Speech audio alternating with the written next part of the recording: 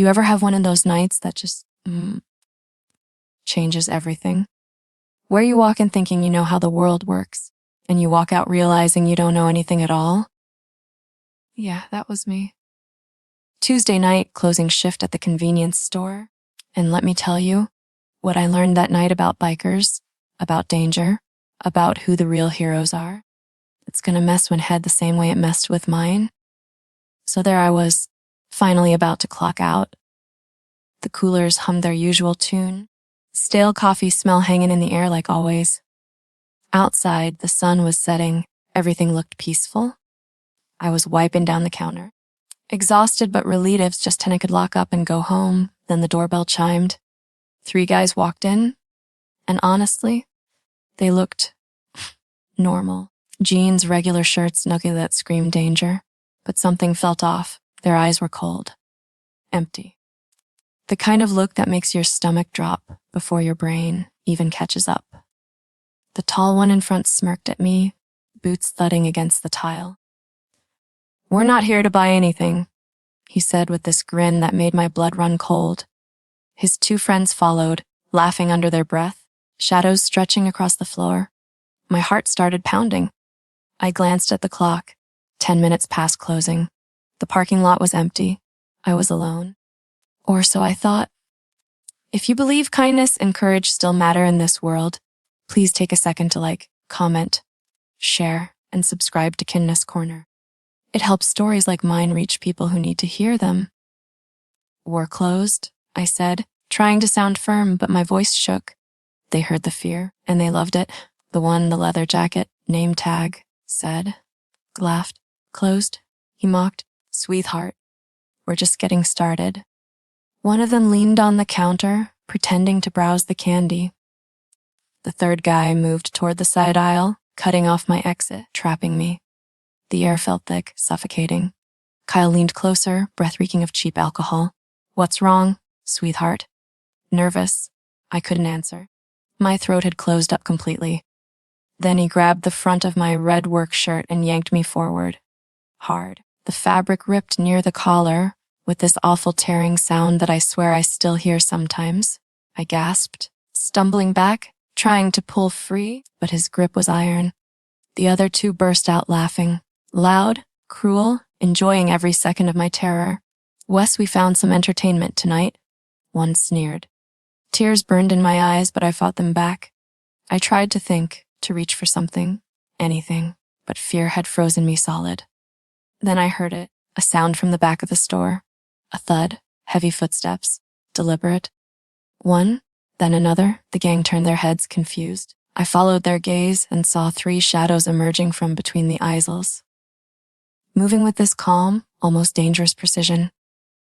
Heavy boots echoing against the tiles. The guys who'd been laughing, dead silent now. The leader stepped into the light, and I'll be honest, my first instinct was panic. This guy looked intense. Tall, rugged, probably late 40s, with a thick salt and pepper beard and tattoos covering both arms. Black leather vest with a Hell's Angels patch. Behind him, 2 more. One bald with a long dark beard, another younger with shoulder-length hair and sunglasses on his head. They looked rough. Really rough. The kind of guys I'd probably avoid on the street if I'm being totally honest. But then I saw their eyes, and they weren't looking at me like I was prey. They were looking at Kyle and his friends like they were the problem. I stood frozen behind the counter, heart hammering, as these bikers stopped just a few steps away. The silence was suffocating. The leader's eyes, calm but absolutely dangerous, locked onto Kyle's hand, still gripping my torn shirt. His voice came out low, steady, terrifying in its control. "You might want to let go of that." Kyle tried to act tough, chuckling nervously. "What's it to you, old man?" The biker didn't answer. He just took 1 step forward. Slow, deliberate, and somehow that single step changed everything in the room. Kyle hesitated, then let go of my shirt, taking a step back. His smirk vanished. His friends went quiet. "You boys had your fun," the biker said, tone soft but sharp as a blade. "Now you're gonna walk out?" Calmly. But Kyle wasn't smart enough to take the out. He spat on the floor. "You think you can scare us?" He snapped, though his voice was shaking. Big mistake. The younger biker cracked his knuckles. The bald one tilted his head, smirking like he'd seen this exact scenario play out 100 times. The leader's eyes never left Kyle's. "No," he said, voice still calm. "I don't think. I know." What happened next wasn't even a fight. It was over in maybe 5 seconds. Kyle tried to shove the biker. His arm got caught mid-motion. A twist, a step, a sound, and he was on the floor groaning. The second guy lunged, but the bald biker intercepted him, slamming him against the counter so hard the shelves rattled. The third thug completely froze, hands up, backing away until he hit the door. The bell chimed as he bolted out. The other two scrambled after him, shouting something nobody cared to hear. Then, silence. I just stood there, my torn shirt clutched in trembling hands, barely processing what had just happened. The leader looked at me, and his whole demeanor shifted, gentle, almost fatherly. "You okay, miss?" I nodded, but could barely speak. My voice cracked. "Thank you." He gave a small nod. "Keep your lights on a few more minutes. You're never as alone as you think." Without another word, all three bikers walked toward the door, their reflections flickering in the glass as they stepped out into the fading sunlight. I just stood there, feeling my heartbeat finally slow down, tears sliding down my cheeks, not from fear this time, but from pure relief.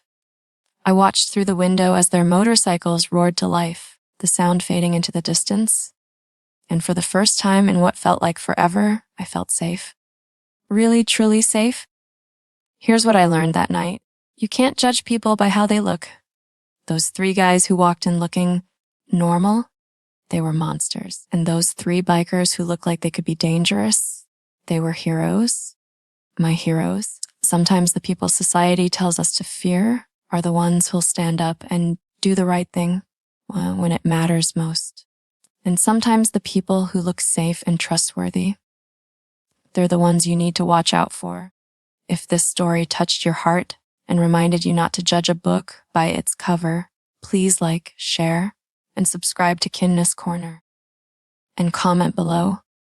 Have you ever been surprised by someone who turned out to be completely different from what you expected? Because sometimes courage and kindness show up in the most unexpected packages. Sometimes they show up wearing leather, tattoos, and a heart that refuses to look away when someone needs help.